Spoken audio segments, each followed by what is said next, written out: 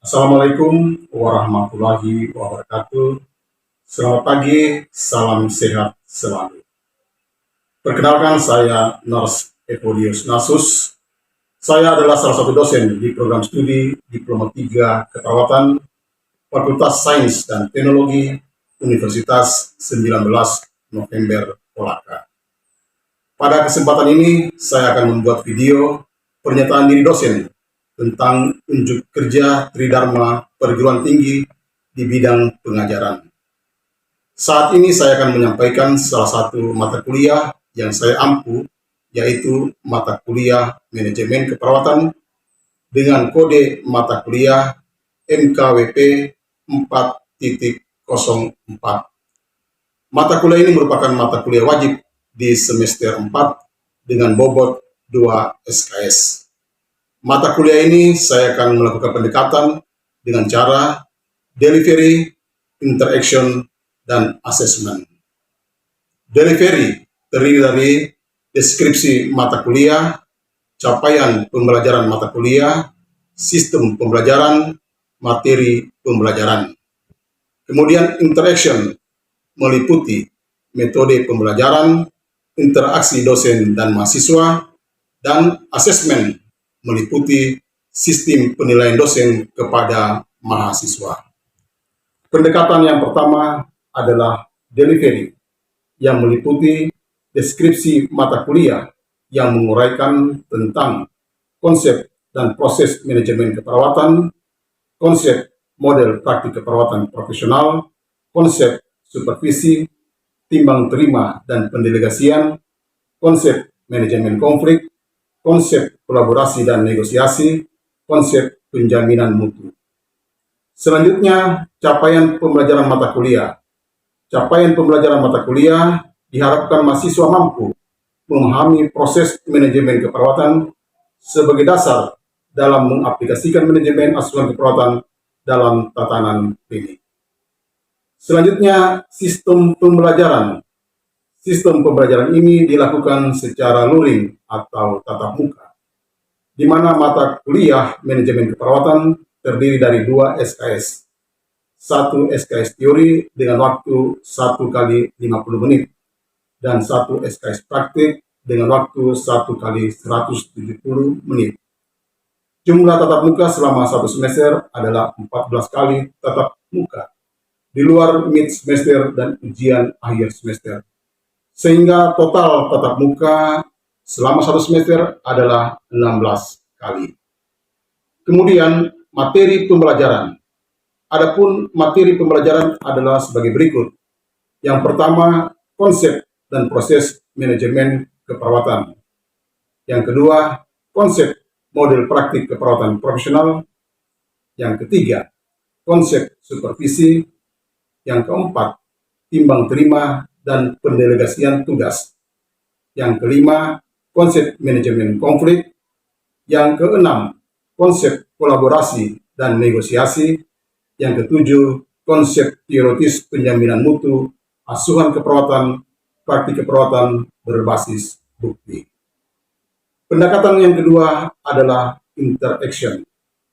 Pendekatan interaction ini tentang metode pembelajaran, di mana metode pembelajaran yang saya gunakan adalah ceramah, diskusi, tanya jawab, kuis, demonstrasi, dan praktik laboratorium.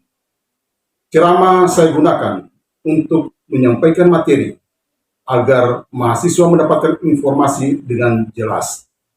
Kemudian diskusi saya gunakan agar mahasiswa berperan aktif dalam pembelajaran.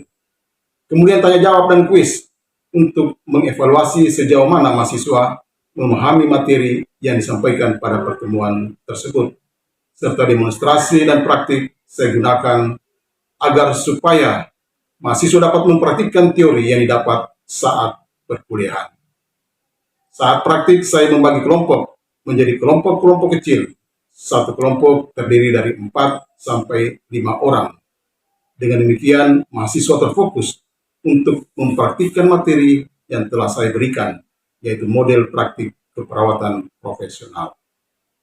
Pendekatan yang ketiga adalah pendekatan asesmen, yaitu pendekatan sistem penilaian dosen kepada mahasiswa. Penilaian itu berupa penilaian kehadiran. Penilaian kehadiran saya berikan bobot 10%, tugas dengan bobot 20%, ujian mid semester 30%, dan ujian akhir semester adalah 40%. Nilai ujian akhir saya bagi dua, yaitu nilai teori 10% dan nilai praktik 30%. Baiklah, sekarang saya akan tampilkan video pembelajaran secara tatap muka dengan topik model praktik keperawatan profesional. Ya, baik.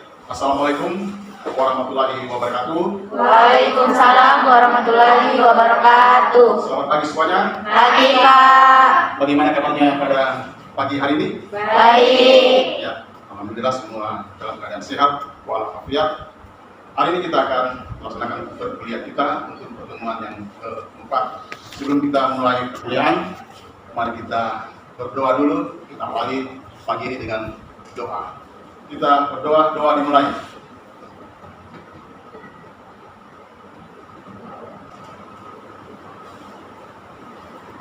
Doa selesai. Baik, apakah kalian sudah mengisi presensi siakan? Sudah, Pak. Baik, sudah semua ya? Presensinya, berarti semua sudah hadir pada pagi hari ini ya.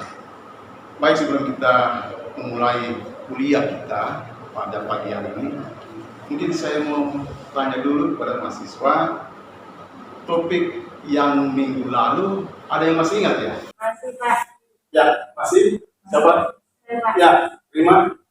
Konsep dan proses manajemen keperawatan. Ya, konsep dan proses manajemen keperawatan. Nah, manajemen keperawatan ini banyak dikemukakan oleh ahli-ahli. Ada yang bisa menjawab? Saya, Pak. Ya, siapa? Pertama ada Frederick Wilson Taylor. Siapa? Frederick Wilson Taylor. Mantap, bagus. Siapa lagi? Ya, Kedua itu Mike Jones. Ya, banyak ada Mike Jones, ada Frederick Wilson Taylor, ada Hartler. Ya. Kalau pendapatnya Mike Jones itu apa yang dapat saya katakan? ada teori S dan teori Y. Teori S itu manajemen mengatakan bahwa bawahannya itu harus bekerja. Sedangkan teori Y itu manajer mengatakan bahwa bawahannya itu harus bekerja. Mantap, bagus ya. Kemudian juga kemarin itu, kalau tidak salah, kita belajar tentang perencanaan manajemen. Ya, perencanaan manajemen keperawatan. Ada yang tahu itu apa itu perencanaan? Saya, Pak. Ya, silakan. Perencanaan adalah kegiatan yang tentang apa harus dilakukan dan bagaimana kegiatan itu harus dilakukan. Mantap, bagus ya. Jadi apa yang kita rencanakan dan apa yang kita akan lakukan pada rencana tersebut. Nah, baik, hari ini saya tampilkan sebuah gambar. Kira-kira ada yang punya persepsi gambar apa ini? Merawat pasien. Ya, merawat Pasien. pasien. Ya. Kira-kira di mana dirawatnya ini? Rumah sakit. Di rumah sakit. Ini ada dua perawat yang merawat pasien. Sehingga topik kita pada hari ini kita akan membahas tentang MPKP, yaitu model praktik keperawatan profesional. Nah, bagaimana caranya? Apa itu model praktik keperawatan profesional? Kita lihat di sini. MPKP adalah suatu sistem terstruktur yang memungkinkan perawat melaksanakan asuhan keperawatan secara profesional dan berkualitas, profesional dan berkualitas. Nah, ini kalau kita lihat, kadang-kadang biasanya pelaksanaan perawatan itu tidak profesional, tidak berkualitas. Ya. Kemudian ada model asuhan keperawatan profesional atau yang disingkat dengan MAKP, model asuhan keperawatan profesional. Apa itu? Adalah suatu sistem yang terdiri daripada struktur, proses, dan nilai yang memungkinkan perawat profesional mengatur pemberian asuhan keperawatan, termasuk lingkungan yang dapat mempengaruhi asuhan keperawatan. Kemarin juga kita sudah belajar tentang asuhan keperawatan yang dilalui beberapa langkah. Ada yang bisa jawab pikiran kalian? Ya, bisa nanti Baik, yang pertama itu ada pengkajian, Ya, pengkajian, yang kemudian kedua diagnosa, diagnosa, yang ketiga intervensi, intervensi, yang keempat implementasi, implementasi. dan yang kelima evaluasi. Mantap, bagus sekali. Inilah suatu proses keperawatan dalam melaksanakan asuhan ke Perawatan. Nah, seorang yang perawat profesional, perawat yang berkualitas, mampu melaksanakan proses keperawatan tersebut, mulai dari pengkajian sampai dengan evaluasi. Nah, sekarang beberapa model pemberian asuhan keperawatan yang digunakan di rumah sakit. Ya, antara lain ada metode kasus, ada metode fungsional, ada metode tim, ada metode keperawatan primer, dan ada metode keperawatan tim dan primer. Hari ini kita akan bahas metode-metode tersebut. Nah, ada juga pendapat dari ahli yang mengatakan ada metode penugasan menurut Green Massey, ya, serta Marcus dan Huston. Dia membagi 4 model asuhan keperawatan, yakni yang pertama fungsional, yang kedua adalah kasus, yang ketiga tim dan primer. Nah, kita bahas satu per satu. Metode fungsional, tetapi ini bukan MAKP, model asuhan keperawatan. Jadi fungsional itu bukan model asuhan keperawatan profesional. Kenapa dengan demikian? Fungsional bukan termasuk model asuhan keperawatan profesional, karena perawat yang melaksanakan asuhan keperawatan itu hanya sederhana, tidak kompleks. Misalnya, perawat hanya bertugas misalnya memberi obat. Jadi ketika dia ke pasien, dia cuma memberikan saja obat. Tetapi bagaimana cara memandikan pasien? Itu cuma keterampilannya iman memberi obat. Namun juga ini pasti ada kelebihannya, juga ada kekurangannya atau kelemahannya. Ya, sekarang kita lihat apa sih kelebihannya daripada metode fungsional tersebut. Nah, kita lihat kelebihannya metode fungsional. Dia menekankan efisiensi pembagian tugas jelas dan pengawasan yang baik. Jadi kalau tugasnya misalnya memberi obat terus. Kalau tugasnya personal hygiene terus. Yang lainnya tidak bisa. Cuma satu sisi saja. Yang lainnya tidak bisa lakukan. Kemudian sangat tepat diterapkan di rumah sakit yang kekurangan tenaga. Kemudian yang ketiga, kelebihannya perawat senior terfokus pada tugas manajerial, sedangkan perawat junior atau belum berpengalaman ditugaskan merawat pasien. Kemudian apa sih kekurangannya? Kekurangannya kita lihat ini tidak memberikan kepuasan kepada perawat maupun pasien. Tidak dapat melakukan proses keperawatan karena pelayanan sedangkan secara terpisah. Lain kajian, lain diagnosanya, lain intervensinya, lain implementasinya. Masing-masing punya peran masing-masing. Perawatnya peran masing-masing.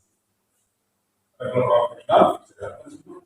Nah, kemudian kekurangannya persepsi perawat lebih banyak pada tindakan yang berkaitan dengan keterampilan saya.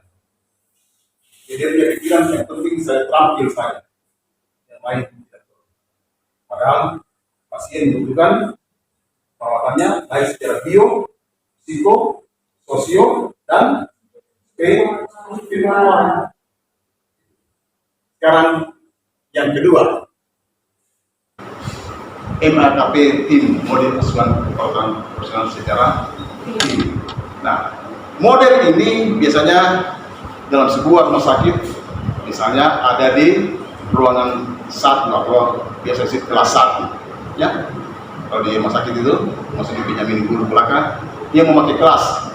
Ada kelas fit, ada kelas 1, ada kelas 2, dan ada kelas 3. Nah, biasanya kalau misalnya di kelas 1 terdiri dari 20 kamar pasien, ya. Ada 20 kamar pasien. Maka kalau model tim perawatnya dibagi tim. Ada tim satu terdiri dari satu perawat profesional yang kualifikasi pendidikannya adalah nurse, kemudian bawahannya adalah perawat D. Itu untuk tim 1 atau grup 1. Grup 1 ini merawat pasien kamar 1 sampai kamar 10. Kemudian dibagi lagi tim 2.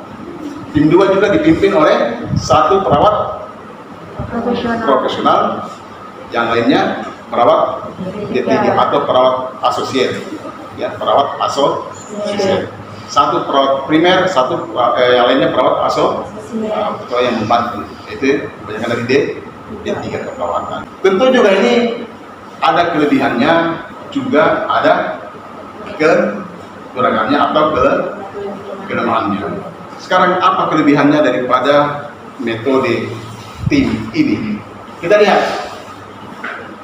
Kelebihannya memungkinkan pelayanan keperawatan dilaksanakan secara menyeluruh. Jadi kebutuhan pasien baik bionya, psikonya, sosionya, spiritualnya itu bisa dilakukan oleh perawat tim. Nah, kemudian dia mendukung pelaksanaan proses keperawatan yang disebutkan tadi, mulai dari pengkajian sampai evaluasi. Dia mendukung. Kemudian yang ketiga, memungkinkan komunikasi antar tim. Di tim 1 bisa berkomunikasi dengan tim 2. Tadi kelebihannya, tentu juga ada kekurangannya atau kelemahannya. Apa kelemahannya daripada metode tim tersebut? Di sini dikatakan kekurangannya dihubungkan dengan penerapannya kadang-kadang kurang tepat, bukan filosofi keperawatan tim itu sendiri. Seringkali tidak tersedia waktu yang adekuat untuk merencanakan asuhan keperawatan dan melakukan komunikasi tim. Hal ini menimbulkan batas yang tidak jelas terkait tanggung jawab. Jadi misalnya yang tim 2 kekurangan, akhirnya tim 1 mungkin tidak pergi lagi rawat di tim 2 yang ada pasiennya. Itu kekurangannya kalau menggunakan tim. Nah, sekarang yang ketiga adalah metode primer. Metode primer juga ini mirip dengan tim, tapi dia tidak bagi kelompok. Nah, primer ini harus perawat yang profesional. Dia harus nurse dan dia merawat pasien dalam waktu 1 kali 2 jam.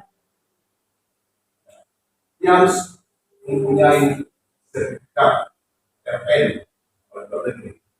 apa keren register nursing nurse. Ya. Dia merawat pasien dalam 1 kali 24 jam merawat pasien. Nah, perawat primer juga ini dibantu oleh perawat asosiat. Biasanya mereka merawat pasien ini biasanya 4 sampai 6 pasien selama 24 jam. Ya, itu. Sekarang tentu juga ada kelebihannya, ada juga kekurangannya. Apa sih kelebihannya daripada metode primer ini? Nah, kita lihat kelebihannya. Bersifat kontinuitas dan komprehensif. Perawatan yang dilakukan secara terus-menerus dan menyeluruh kepada pasien. Terus 1/24 jam dirawat. Perawat primer memperoleh akuntabilitas, kemampuan yang tinggi terhadap hasil dan memungkinkan pengembangan diri. Ya, kenapa dia punya kemampuan untuk melakukan daripada asuhan ke perawatan. Ya, keuntungan juga diperoleh oleh perawat, dokter, pasien, dan rumah sakit. Pasti rumah sakit mendapat untung karena pasien banyak dirawat di rumah sakit, mereka tidak lari kemana-mana. Sekarang kelebihannya, sekarang kekurangannya atau kelemahannya. Nah, apa kelemahannya. Ini terletak pada persoalan yang tidak tepat. Misalnya nurse-nya ini pengetahuannya masih kurang atau keterampilannya masih kurang, lalu dihadapi pasien yang begitu banyak masalahnya, pusing apa tidak dia? Itu kalau misalnya pengetahuannya cuma sedikit. Kemudian juga dia tidak dapat melakukan koordinasi tim multidisipliner. Mungkin dia ketika mau berkonsultasi dengan dokter, mungkin juga tidak bisa. Kenapa? Karena pengetahuannya dan keterampilannya masih kurang. Itu kelemahannya kalau mau menggunakan metode primer. Ya. Kemudian sekarang kombinasi manajemen kasus. Nah, biasanya kalau kasus ini manajemen kasus, biasanya satu pasien, satu perawat. Itu kalau manajemen kasus. Satu pasien, satu perawat. Dan perawat ini harus melayani kebutuhan pasien. Tetapi diingat, di dalam manajemen kasus ini ada pembagian shift. Ya, ada shift pagi, ada shift siang, ada shift dari sini. Pada metode ini setiap perawat ditugaskan untuk melayani semua kebutuhan pasien saat dia bertugas. Pasien akan dirawat oleh perawat yang berbeda pada setiap shift. Nah, sekarang apa sih kelebihannya daripada manajemen kasus ini? Dan apa kekurangannya? Nah, lihat apa kelebihannya. Kelebihannya, pemahaman perawat terfokus pada kasus per kasus. Jadi kalau misalnya kasusnya diare, yang bisa tahu adalah pasien diare.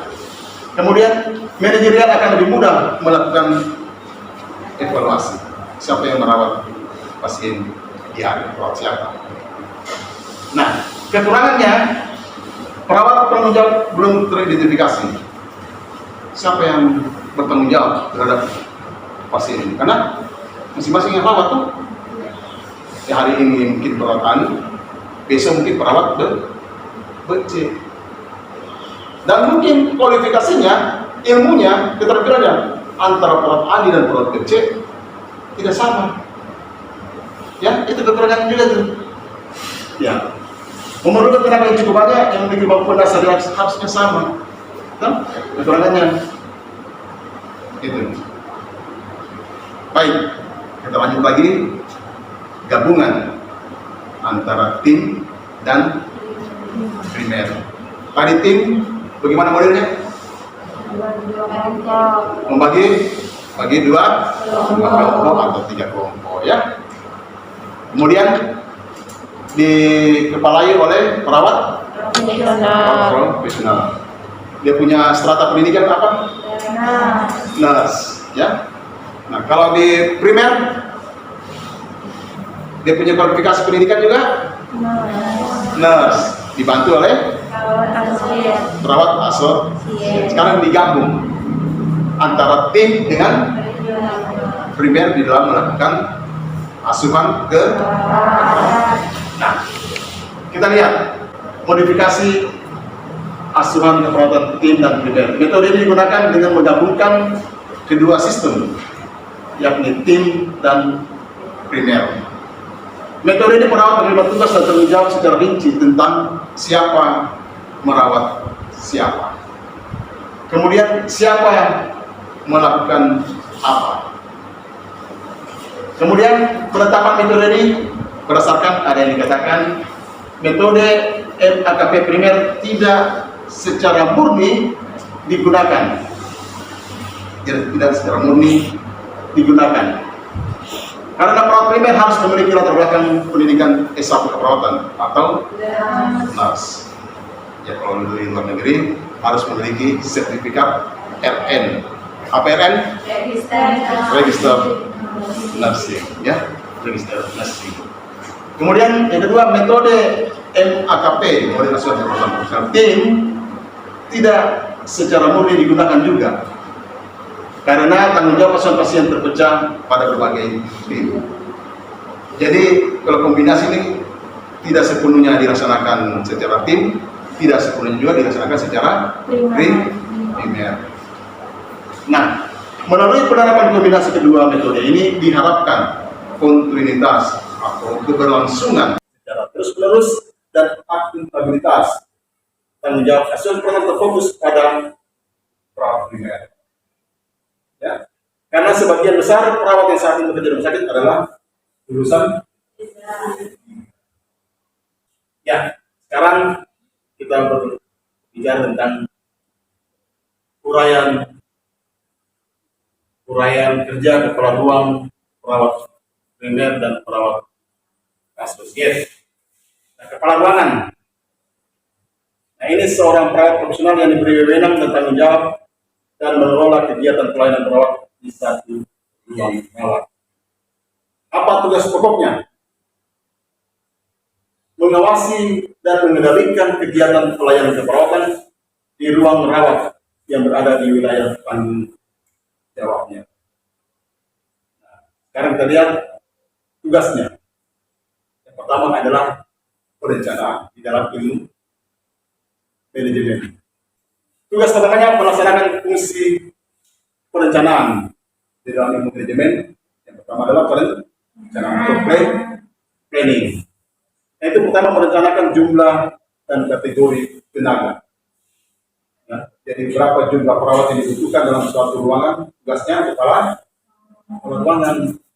Kemudian merencanakan jumlah jenis peralatan, jadi alat-alat apa yang ingin digunakan terhadap pasien yang rencanakan adalah kepala ruangan.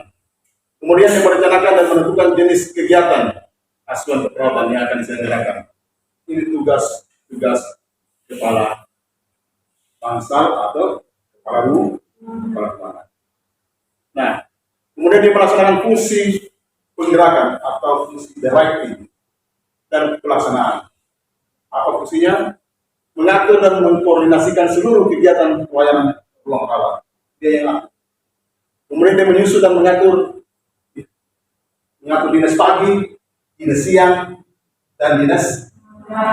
Yang atur adalah kepala. Ya, sampai di sini penjelasan saya. Apakah ada yang ingin bertanya?